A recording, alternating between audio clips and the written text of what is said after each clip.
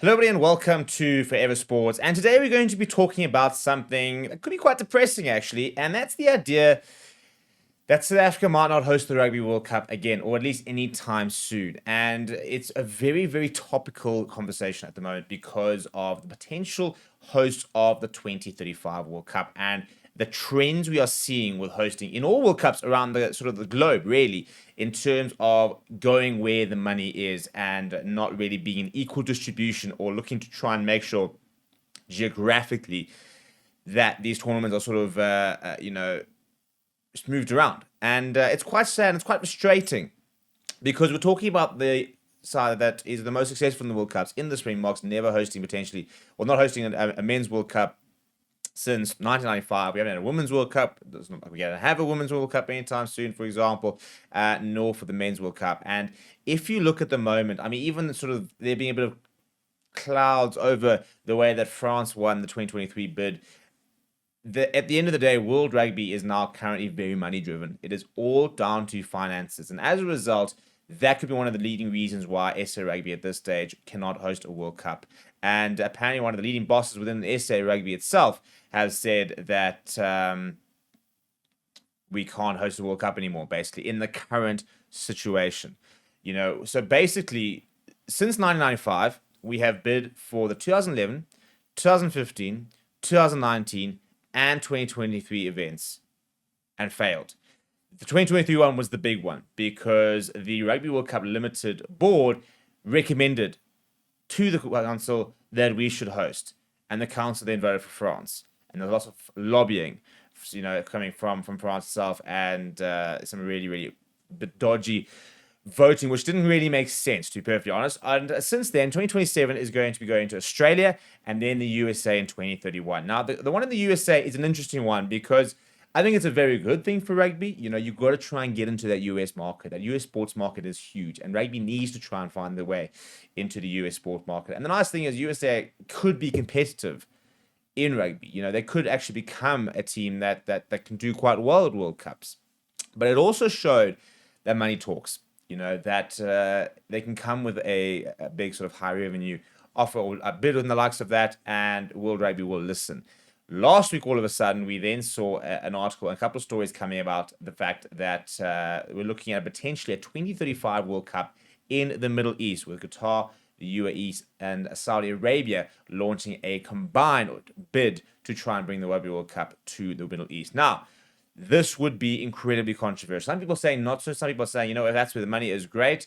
But these are not big rugby playing nations. These are not nations who have ever been in the World Cup. UAE and, Qatar and likes that, they don't feature on the world rankings, really, like 40th and 80th type of thing. So this would be a purely financial decision if the 2035 World Cup was to go to the Middle East. So it would have nothing to do with growing the game of rugby, I personally don't believe, because there have been no signs that they're trying to grow rugby in the region, for example. It's more just about trying to put themselves into the global sort of sports market, and we've seen that a lot. It's not, for example, like, football where Saudi are busy building a major football league, and even golf, for example, where they're building live and they're hosting events like so that. I don't think there's a lot of desire to really build rugby, well, men's rugby, because women's rugby is not going to happen over there. So I don't think there's a mass design to build their men's program and make their men's rugby sort of competitive over there. It becomes a purely financial decision. And this is one of the main reasons why it's been suggested that we can't currently host it. So the other option potentially for 2035 is to go back to Europe, which would mean at this stage, apparently Spain very much leading the cause. Now, if we were to launch a 2035 bid and we lost to Spain, it would be a tough one. It would be really tough, but I can get over it. We've seen Spain take massive steps in their rugby program. Their sevens have been phenomenal this season. Spain is a rugby playing nation. They're trying to get to World Cup. We saw Portugal qualify for the last World Cup, but I think Spain are on the up, and I think they're a side that could potentially start qualifying for World Cup, especially when we expand it, for example, and there probably will be a side in the World Cup. So now you take it to a rugby playing nation. We've had sort of sevens very dominated there. And actually, from a World Cup point of view, it would be phenomenal. I mean, talked about games in the Bernabeu, in Camp Nou, for example, iconic football stadiums. Spain as a destination would be a really, really attractive one for traveling fans. I mean, if South African perspective, to be able to go to Spain to watch the Box play, I mean, that's sensational. But again, the main thing is they are a rugby playing nation. They're actively looking at trying to grow the game, and they're part of the game where the Middle East really isn't. But basically, what the sort of the anonymous rugby boss said to Report, which came out yesterday, he says, "I don't think South Africa compete financially to host the World Cup anymore." He says the World Cup is the only real revenue stream for World Rugby, so they will always go where the big money can be made. Basically, the problem is that I think it talks about the fact that if we were to host the World Cup, it would be like a 300 million rand investment, which is a lot of money. I do think, for example, the way that we're looking at, big equity deals and sponsorships and stuff like that, and obviously we have to engage the private sector, and there would have to be a lot of government funding. I don't think it's off the realms possibility. The biggest problem also is that everybody talks about the fact that we've got the stadiums for it. We've got the stadium sizes for it. The stadiums themselves are archaic. Loftus, Kings Park, Ellis, Toyota Stadium, they all need rejuvenation. They all need major, major upgrades. And that's not to add seats. The stadiums are big enough. From a World Cup point of view, you could have it tomorrow. And really, you probably could. But the stadiums themselves need to be upgraded. We need to modernize our stadium. We need to repurpose, I think, our stadiums for potentially other sort of usages and the likes of that. I think that they occupy obviously big buildings and different places and the likes of that. But I think at the moment, they're far too single use. And you've seen how, the Shark Tank, they've tried like kind of redo match day experience with the kind of the slide and the restaurant and things like that. But the stadiums themselves are not very multi-use. Whereas, I think if you modernize them properly, you could then have office space in there, which is bringing in revenue, 365. You could have more sort of, you could have shops based in there, like literally like equipment stores and stuff like that. For example, if you look at Wanderers Cricket Stadium, there's a whole medical practice based inside the stadium. There's restaurants based inside the stadium. There are offices. There are a whole bunch of different things, which is continuously making revenue. I think this is the biggest problem with our current rugby stadiums is that they are far too, single use. And they just sport and maybe a bit of concerts. Loftus, for example, does host a few concerts.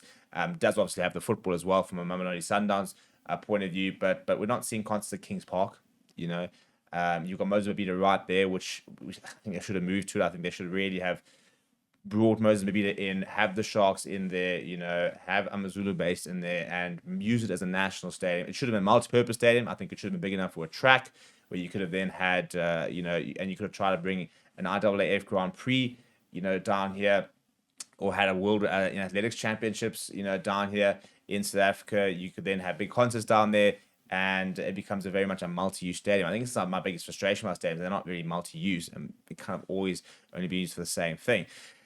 The big problem at the moment as well is that we require a lot of government funding. It's the same kind of things as Formula One, is that where are we getting the money from? Do we have the money to try and stage a Rugby World Cup? I mean, obviously the fans are desperate for it. We really are. We need to have another World Cup back here.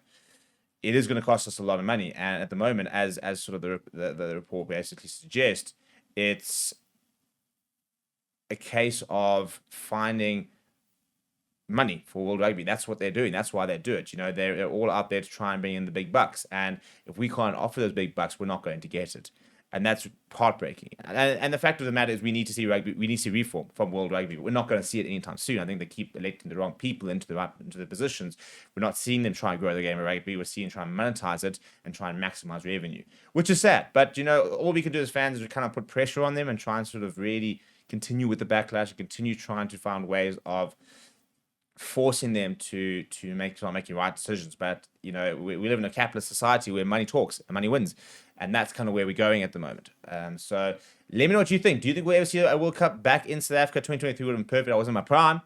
At 2035, for example, I'm going to be 10 years older. But at this stage, I'll be really, really sad. I mean, wasn't born when we hosted the last World Cup.